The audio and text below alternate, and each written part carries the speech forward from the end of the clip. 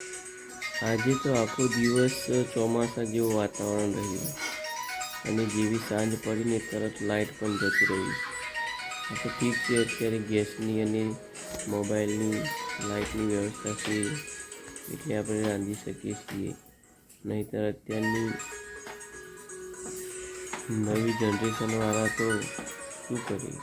લુગરો ના મળે, લુગરો ના મળે, પેલું વહીકર જાય ઘરના ઉગાડ મૂકતો હોય ને મડી માટી થઈ જાય. બોલે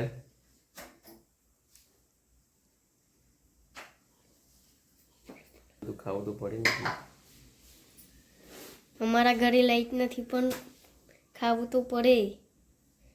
પછી લાઈટ નથી તે મીણબત્તીઓ મેલી મૂકી છે અને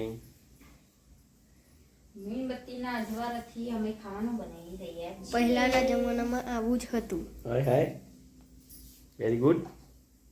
અત્યારે અત્યારે તો લાઈટ આવી ગયું છે. લાઈટ જતું રહે એટલે થોડી વાર તકલીફ પડી જાય છે. પહેલાના જમાનામાં તો બધા દીવા પેલા તેલના દીવા કરો, કેરોસીનના દીવા કરો. પછી પેલી શું કહેવાય, ફણસ.